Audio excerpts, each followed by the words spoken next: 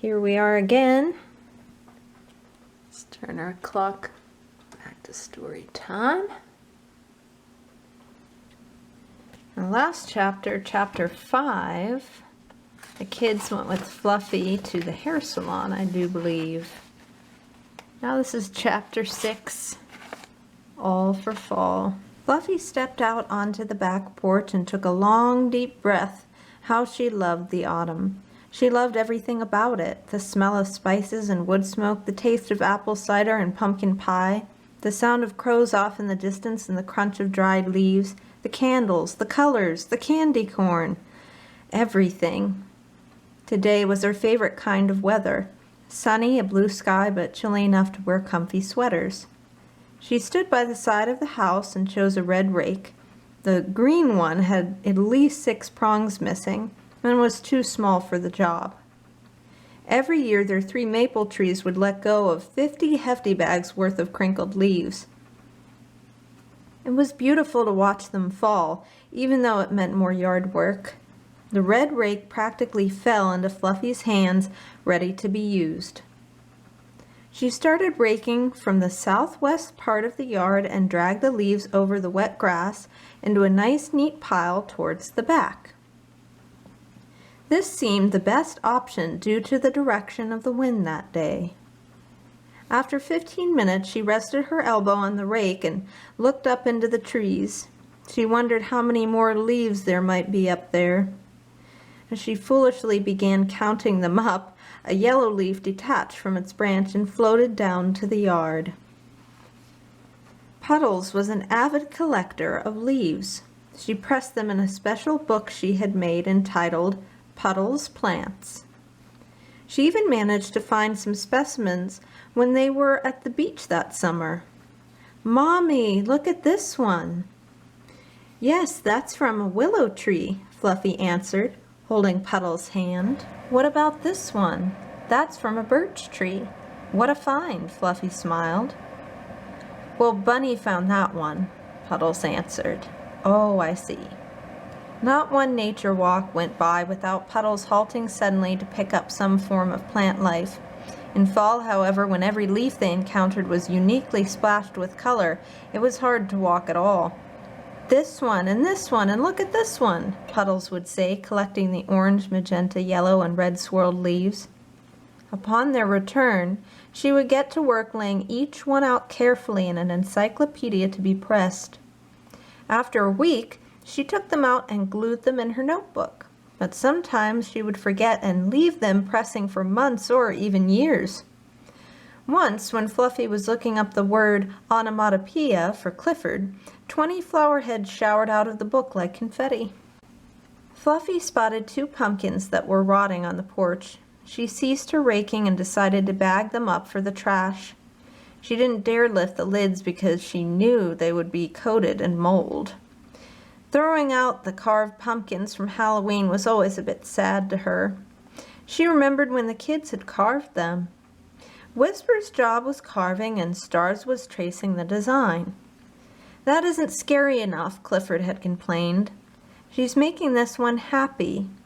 The next one can be scary," Fluffy had explained, steering him away from the project. "Are you still watching Halloween Town?" "Yeah," he answered simply. "Well, then watch it, please." Fluffy went to check on the first batch of pumpkin seeds that were roasting in the oven. "Can I help?" Brownie asked, coming into the kitchen. "There's nothing to do, honey, just watch them roast." "Well, maybe they need some salt." "Not really." "More pepper?" "They're fine, but in 5 minutes you can flip them so they can cook on the other side." Fluffy set the timer. Brownie sat down and watched the time go by intently. "Mom, where's the candy corn?" Snoopy asked in passing. "It's in the pumpkin dish," Fluffy answered, trying to dry dishes in a corner so she didn't disturb Star and Whisper's carving. If she raised her elbow or walked behind them at the wrong time, their jack-o'-lantern could end up with 3 eyes. "Which pumpkin dish?" Snoopy asked, concerned. "Both of them, the one with the lid and the one with the handle." "Really?" "Yes, why?" she said, putting a drinking glass away in the cupboard.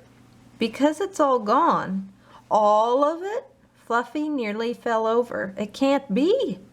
She followed Snoopy into the living room and checked both dishes with her own eyes. "It be," Snoopy stated. "Well, refill them, I guess. Gosh, it's only October 24th. Clifford took his eye away from the TV and watched the scene. He never told anyone that Fred and George were behind the disappearing candy corn. After all, they had offered him half to keep quiet. When Fluffy returned to the kitchen, she found Brownie leaning into the oven, turning the pumpkin seeds over with a whisk. "Brownie, what are you doing?" "You had the spatula." Fluffy looked down and noted that she had indeed been carrying the spatula around the house without realizing it. "Oh, here." "It's okay, Mom. The whisk worked." "Okay, but it's not really oven safe." Clifford returned to pester Star. "It should be a vampire one," he said, leaning over her drawing. "No, this one is a happy face," Star said, cutting out the smile. "It can be happy, but at least give it some fangs." "Clifford, the next pumpkin can be a scary one," Fluffy said, slinging the towel over her shoulder. "I'm ready for the mouth," Whisper called from the kitchen. "Mom, I can't find the scissors. I need them to open the bags of candy," Snoopy said, entering the dining room. "The pumpkin seeds are beeping," Brownie informed. "The seeds aren't beeping, the timer is," Clifford retorted. "Clifford, are you watching your show or aren't you?" Fluffy said, exasperated. Clifford took a deep breath and weighed his response.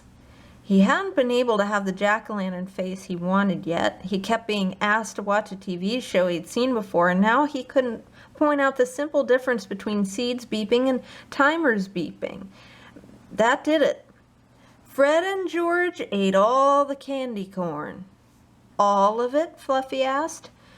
"Well, they gave me half," Clifford said slowly. He had made the wrong decision. Fluffy smiled to herself as she bagged up the old jack-o'-lanterns. Clifford's vampire pumpkin really did turn out the spookiest. Tomorrow would be Thanksgiving, and Fluffy, Sonnet, Brownie, and Kitch had already done some cooking for the next day. Kitch liked to watch the cranberries pop as she cooked the sauce. "Kitch, leave the lid on or they'll never cook," Fluffy said for the 10th time. Brownie enjoyed stirring the cinnamon sugar together for the pumpkin pie. "Stop tasting it, Brownie. We have 2 pies to make," Fluffy said, spooning in the canned pumpkin. Sonnet helped peel and slice the yams every year. "Is this all right, Mom?" Sonnet asked, pointing to a plate of perfectly sliced yam circles. "Perfect," Fluffy said. Sonnet opened the bag of mini marshmallows and popped 3 in her mouth for her hard work. Soon all the kids discovered them. "Kids, those are for tomorrow," Fluffy said, twisting the bag shut. "If we put them on the yams now, they'll be soggy." "You're just esting them to occur," Kitch said with a mouthful of marshmallows. "What?" Fluffy asked, half laughing. "Esting them to if a were occur," Kitch struggled. "Swallow," Fluffy suggested. Kitch gulped hard. "We were just testing them to see if they were okay." "Are they?" "Yeah."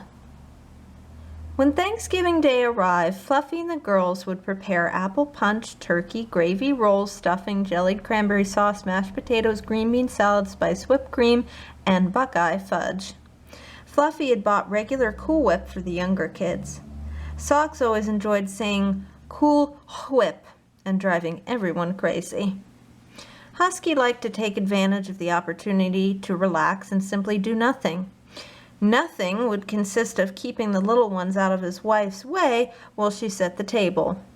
He'd sit on the big couch and watch the Peanuts Thanksgiving TV special with Alex, Spotty, Lindsay, Socks, Fred, George, and Wrinkle.